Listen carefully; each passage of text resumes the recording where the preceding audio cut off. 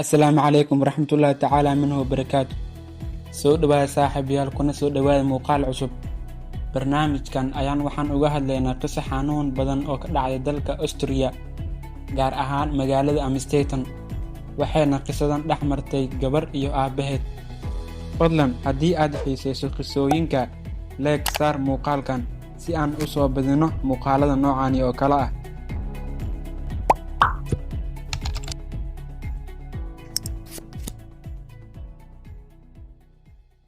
Qisadan ayaa waxa ay ku bilaabanaysaa nin lagu magacaabo Joseph Fritzl oo ku dhashay magaalada Amsterdam ee dalka Austria sanadkii 1935. Ninkan da'diisu markay ahayd 21 sano ayaa waxa uu guursaday gabar markaas jirtay 17 sano oo lagu magacaabi jiray Rose Mary. Kadib guurkoodii ayaa waxa ay dhaleen 3 wiil iyo 4 gabdhood.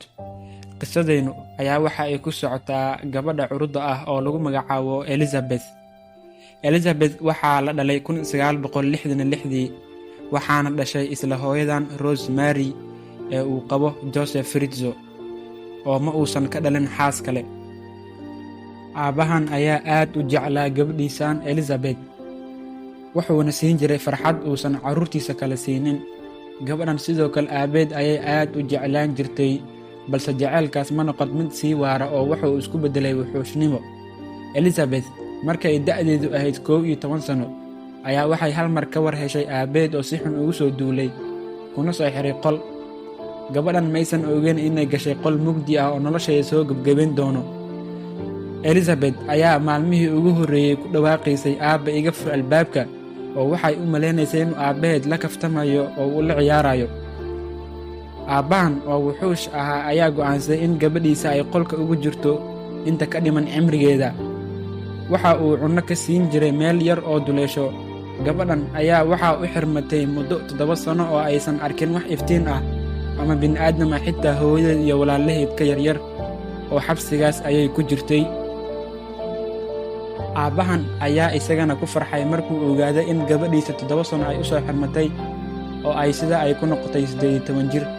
Sidoo kale aabbahan ayaa laga shakin muddadii 7 sano ee ahayd ee uu gabadhiisa qolka mugdiga ah ku soo xiray. Qolka uu ku soo xiray ayaa waxa uu ku yaalay isla guriga ay hooyadeed iyo walaalaheed deganaayeen, ahna guriga ay ku dhalatay gabadhan. Sidee ayay macquul ku tahay in aabe uu gabadhiisa qol uu guriga ay hooyadeeda iyo walaalaheed deganaayeen uu ku soo xiro isagoo aan inaba mar laga shakinin? Ugu horeyn, gurigan ayaa ahaa dhaxal uu uga dhintay ninkan aabbihii. Gabadha hooyadeedna oo ah Rose Mary waxba maysan ka aqoon gurigan uu seegeeda leeyahay oo waa iska deganeed. Midda labaad oo ah in uu gabadha hooyadeed ku qanciyay oo ugu sheekeeyey in gabadha oo Elizabeth ah inay la fakatay oo ay raacday kooxo diini ah. Wuxuuna u raaciyay in qofkii kooxdaas raacaa uuna marnaba suurtagal ahayn inuu soo laabto, xitaa haddii ay booliska baaritaan ku sameeyaan. Oo waxa uu ka cabsi qabay in gabadha hooyadeed oo Rose Mary la dhaho ay kiis ku furto, kiiskan oo ah inay gabadheeda ka maqan tahay. Balse arrinta waxay u dhacday sida uu aabbahan wuxuushka ah rabay, oo xaaskiisa maysan gudbin wax dacwo ah ama kiis. Midda saddexaad oo iyadana ah in haddii gabadha ay ku xiran tahay qol ka mid ah qolalka ku yaala guriga, oo ay haddii ay qayliso aysan cidno maqlaynin. Maxayna tahay sababta? Aabbaha gabadhan ayaa ahaa nin caqli badan, diidayana in la fahmo oo laga shakiyo. Ayaa gabadhiisa waxa uu ku soo xiray qol ku yaalay guriga hoostiisa, balse weli gabadha haddii ay qayliso waa la maqli karay. Wuxuuna sameeyey arrin cajiib ah si aan loo maqal qaylada gabadha, oo waxuu cuntada ugu dari jiray daroogo, oo markay cuntaba ay jah wareerayso oo ay hurdo dheer galayso. Waxay inteeda badan ku qaadan jirtay hurdo oo maysan ku mashquuli jirin inay ka baxsato qolka mugdiga ah. Marka ay soo kacdana wax awood ah maysan lahayn. Gabadhan ayaa aabeed aad u jeclayd oo waxa ay rajo ka qabtay inuu aabaheeda mar uun sii dayn doono, balse ma oga in arrintu ay weli kow tahay. Aabbaha gabadhan ayaa naftiisa waxa uu u sheegay in la soo gaaray waqtigii uu u baahnaa gabadhiisa si uu ula dhaqmo sida xaaskiisa oo kale. Wuxuuna maalin maalmaha ka mid ah soo qaaday cuntadii uu gabadhiisa siin jiray, isagoo soo raaciyay daroogadii uu ugu dari jiray.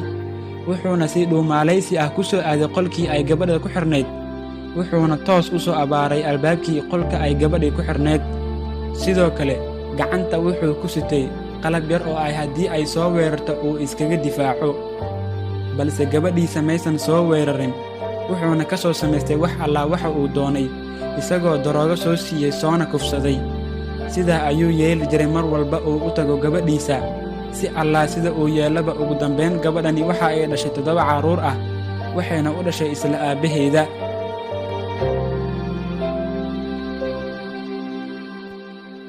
sida aynu wada ognahay dhammaanteenna, hooyooyinka waxay u baahan yihiin qof caawiya marka ay dhalayaan, balse gabadhan maysan haysan wax caawiya oo iyada keligeed ayay ahayd. keliya waxaa ag yaalay boog iscaawinta uurka ah iyo maqas iyo go' ay iskaga tirtirto dhiigga. inta ay ku jirtay xabsiga ayaa waxaa ku dhintay hal cunug sababo caafimaad awgood.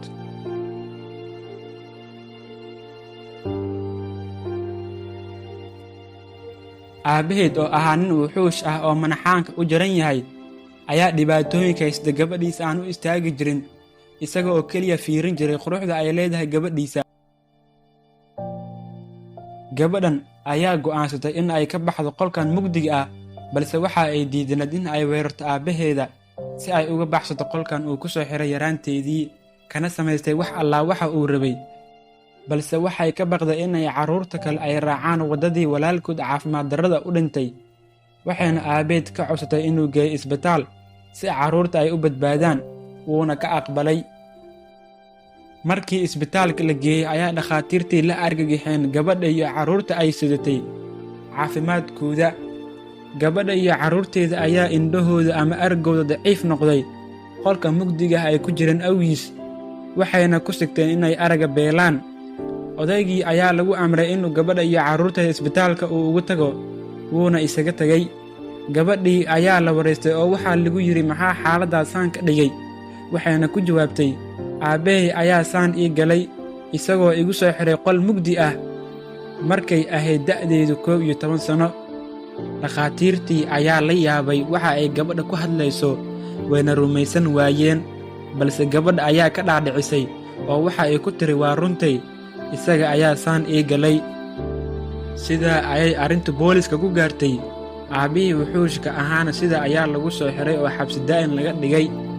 elizabeth iyo carruurteeda ayaa dowladda Austria lacag ugu deeqday si ay carruurteeda ugu koriso.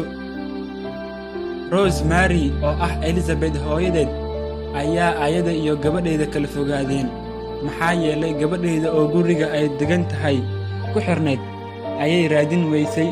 xitaa wax kiis ah maysan ka furin si loogu baaro gabadheeda, oo waxay aamintay hadalkii ninkeeda wuxuushka ahaa. sidaa ayayna ku kala tageen reerkii isjeclaa. aabbihii xabsi ayaa loo taxaabay, hooyadiina keligeed ayay nooshahay, halka carruurta kale ayagana keligood ay nool yihiin.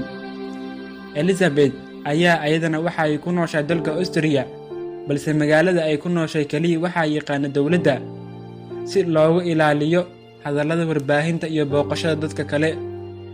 waxaana ay qaadatay magac cusub ayada iyo carruurteeda 6 ah. dabcan hal cunug ayaa ooga dhintay qolkii aabbaheed xabsiga ooga dhigay, cunugaas oo caafimaad darro ooga dhintay. aabbaheed ayaa asna waxaa lagu xiray xabsiga dambiilayaasha ugu daran ee dalka Austria sannadkii 2009 ilaa haddana waa uu ku xiran yahay.